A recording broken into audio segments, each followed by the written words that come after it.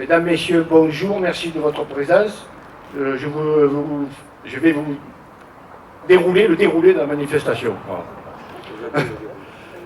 Allocution de Monsieur le maire, dépôt de gerbes, le conseil municipal des anciens combattants, la sonnerie aux morts, la minute de silence, la Marseillaise, remerciement de Monsieur le maire au porte-drapeau, élu militaire, association patriotique,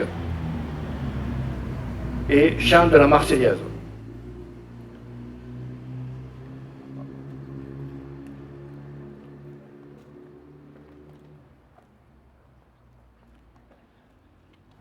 Avant de commencer, je voudrais saluer la présence de M. Georgy, maire de Carnoux. Comme vous le savez, Carnoux partage un peu l'histoire de Roquefort-la-Bédoule, puisque Carnoux a été créé après la guerre, donc le débarquement et la libération de Roquefort-la-Bédoule concernent aussi Carnoux. Mesdames et messieurs les élus de Roquefort-la-Bédoule, mais aussi les élus de Carnoux, le débarquement de Provence fut une opération décisive pour la libération de la France, baptisée Opération Dragon. Elle débuta le 15 août 1944.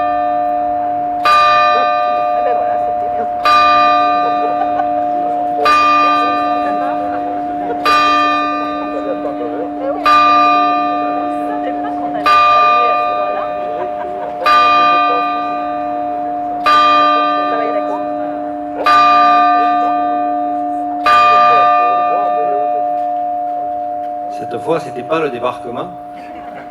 Elle débuta donc le 15 août 1944, voilà 77 ans.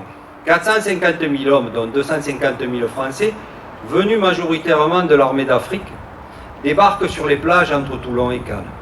Les troupes alliées sont composées de soldats anglais, canadiens, américains et français. Mais si le rôle de la flotte, avec plus de 2000 bâtiments, est essentiel, cet assaut est aussi aérien. Près de 10 000 hommes et des tonnes de matériel sont parachutés dès le 15 août. À partir de cette date, la libération de la Provence est assez rapide. Les Allemands, qui ont du mal à réagir, car harcelés depuis des mois par une résistance de plus en plus organisée, n'ont plus la force de combattre et décident de battre en retraite en préférant, à partir du 19 août 1944, se consacrer aux deux grands ports, qui sont Toulon et Marseille, avec l'ordre de résister coûte que coûte. Dès le 19 août, les populations de Marseille et Toulon se soulèvent. Toulon sera libéré le 26 août et Marseille le 28 août. Entre Toulon et Marseille, il y a notre village.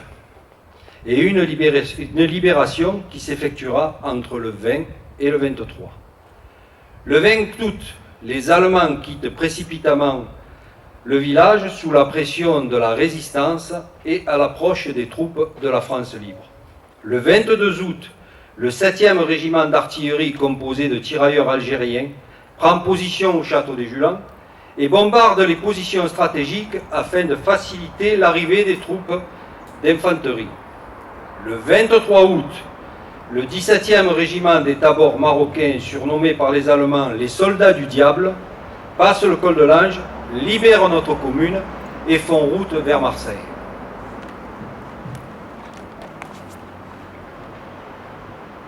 Ce sont eux que nous devons rendre hommage aujourd'hui. Loin des politiques partisanes, je souhaite que nous nous rappelions le rôle de nos soldats, de la résistance, des Bédoulins et surtout des valeurs qui habitent ces hommes et ces femmes. Ces valeurs humaines, éthiques ou morales que sont le respect et la considération, l'entraide, la bienveillance et la fraternité, créent le lien entre les hommes. L'histoire et malheureusement l'actualité nous le rappellent encore chaque jour. Alors, je laisse les historiens écrire l'histoire, les bons orateurs dire de longs discours et les pseudos critiquer sur Facebook. Je voudrais pour ma part, et en toute humilité, mettre en lumière les valeurs humaines qui animaient ces combattants de l'histoire, ces valeurs que nous avons le devoir d'appliquer, de transmettre aux jeunes générations et de faire respecter dans nos vies quotidiennes.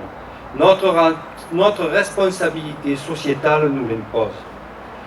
N'oublions pas, mesdames et messieurs, quelle que soit la guerre que nous menons, que c'est avec l'engagement de ces citoyens que la République sera plus forte que la barbarie et aussi que le virus. Vive la République et vive la France.